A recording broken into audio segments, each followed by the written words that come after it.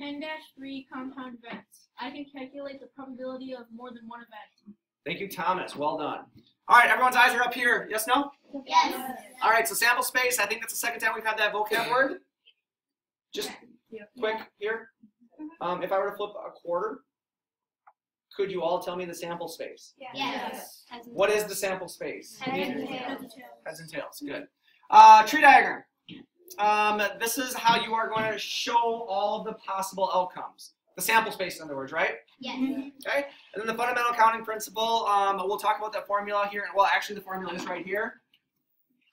Total possibilities for an event A times the total possibilities for an event B is going to be your fundamental counting principle. And that's going to give you the number of outcomes that are possible. It just is not going to name them. We cool with that? Yep. You need to know the formula for the fundamental counting principle.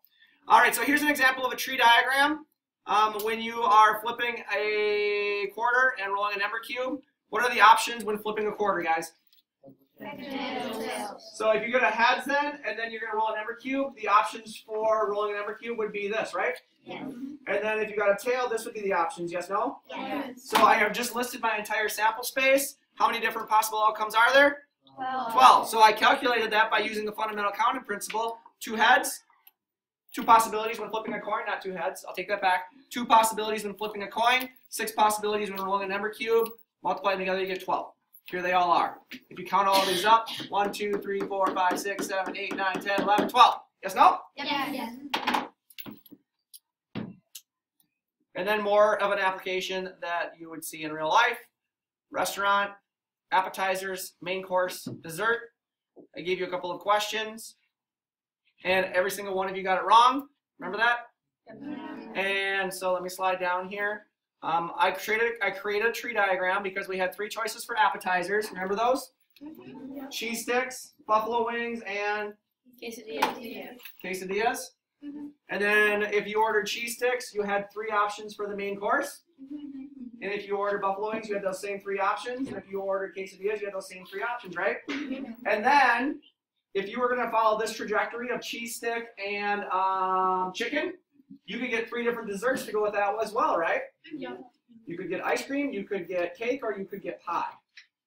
Yes, no? Yep. So if you count all of these up, 1, 2, 3, 4, 5, 6, 7, 8, 9, 10, 11, 12, and so on and so forth, 13, 14, 15, I missed some in there. We come up with how many different outcomes? 27. And then remember the trick, why you got it all wrong? It wasn't a trick, it was just an inability of you to read the question. I asked you for chicken or pie, right? So you need to find every single outcome that has chicken or pie in it. Not chicken and pie, chicken or pie. And there was 15 possibilities that had chicken or pie in it out of 27 total possibilities. Yes, no? Yes. Questions, comments? No. We understand the difference between the fundamental counting principle and the tree diagram? Yes.